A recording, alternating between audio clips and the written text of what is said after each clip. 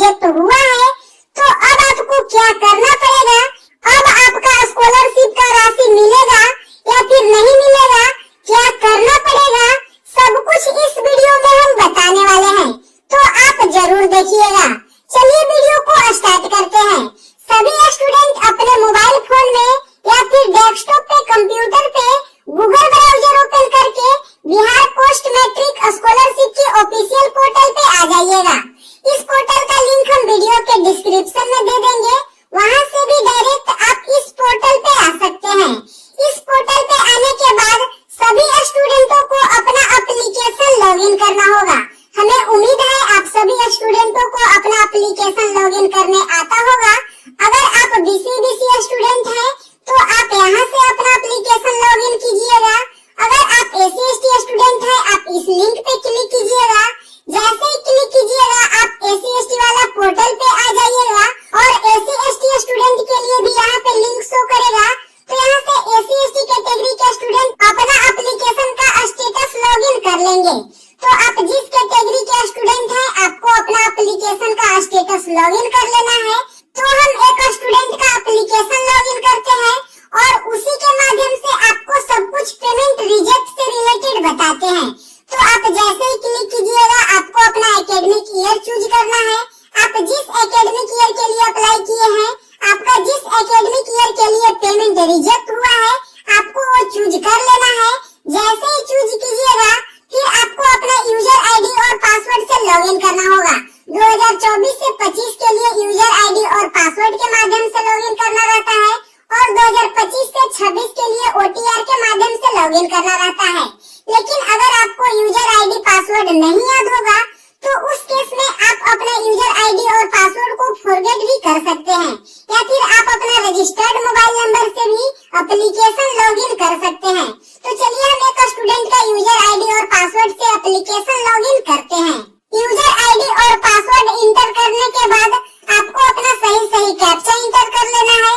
तो चलिए हम सही कैप्चा इंटर कर लेते हैं। उसके बाद लॉगिन पे क्लिक करना है। जैसे ही लॉगिन पे क्लिक कीजिएगा आपका एप्लीकेशन लॉगिन हो जाएगा। तो आप मेरे स्क्रीन पे देख सकते हैं मेरा एप्लीकेशन अभी लॉगिन हो रहा है। तो सभी स्टूडेंटों को इस वीडियो में पेमेंट रिजेक्ट को लेकर बताने वाले हैं। इस वीडियो को देखने के बाद पेमेंट रिजेक्ट से रिलेटेड कोई भी डाउट्स नहीं रहेगा और बिहार पोस्ट मैट्रिक स्कॉलरशिप से रिलेटेड आपको कोई भी डाउट्स है तो आप कमेंट करके बताइएगा या फिर आप हमारे टेलीग्राम ग्रुप से ज्वाइन करके हेल्प ले सकते हैं। अगर आप हमारे चैनल पे पहली बार आए हैं तो चैनल को सब्सक्राइब करके बेल आइकन प्रेस कर लीजिएगा। चलिए आपका एप्लीकेशन लॉगिन इस तरीका से हो जाएगा। लॉगिन होने के बाद आपको इस पे क्लिक करना है। Click here to view scholarship application status and action. जैसे ही इस पे क्लिक कीजिएगा आपका एप्लीकेशन का स्टेटस ओपन हो जाएगा। तो आप मेरे स्क्रीन पे देख सकते हैं एप्लीकेशन का स्टेटस ओपन हो रहा है। कुछ इस तरीका से ओपन होगा। तो अब आप यहाँ पे देख सकते हैं पेमेंट स्टेटस में पेमेंट रिजेक्ट हो रहा है। तो एक तो रिजेक्ट होने का रीजन ए हुआ और एक रिजेक्ट होने का रीजन ए है। तो आप कमेंट करके बताइएगा आपका किस रीजन से रिजेक्ट हुआ है। अगर आपका पेमेंट इस रीजन से रिजेक्ट हुआ है तो आपको क्या करना पड़ेगा और अगर आपका पेमेंट इस रीजन से रिजेक्ट हुआ है तो फिर क्या करना पड़ेगा। चलिए दोनों के बारे में समझ लीजिए। तो सबसे पहले इसके बारे में बता देते हैं। अगर आपका कुछ इस तरीका से रिमार्क्स में शो कर रहा है 64 Aadhaar number not map to account number, तो इसका मतलब ये हुआ जो आपका बैंक अकाउंट है आधार कार्ड के साथ डीबीटी के लिए मैप नहीं है यानी सीड नहीं है। तो सबसे पहले आपको अपना बैंक अकाउंट सीडिंग करा लेना है। सीडिंग कराने के बाद जिस बैंक अकाउंट में आप सीडिंग कराइएगा उसका ट्रांजैक्शन ऑन होना चाहिए। यानी बहुत सारे स्टूडेंटों का ये होता है बैंक अकाउंट तो आधार सीडिंग रहता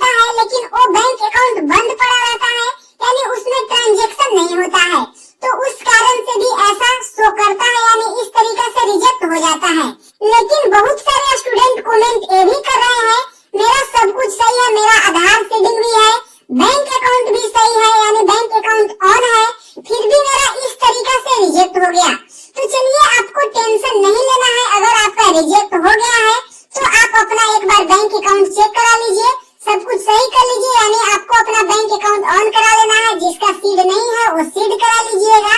ऐसे स्टूडेंटों का फिर से पेमेंट किया जाएगा, यानी रीपेमेंट डिपार्टमेंट के द्वारा स्कॉलरशिप डिपार्टमेंट से भेजा जाएगा।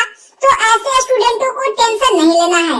लेकिन जिस स्टूडेंट को इस रीजन से रिजेक्ट हुआ है, यानी एनएसपी के चलते रिजेक्ट हुआ है, बहुत सारे स्टूडेंट एनएसपी का अप्लाई कर दिए हैं, उसके कारण रिजेक्ट हुआ है, तो ऐसे स्टूडेंटों का पेमेंट नहीं आएगा, क्योंकि ऐसे स्टूडेंट ऑलरेडी पहले अपना स्कॉलरशिप ले चुके हैं।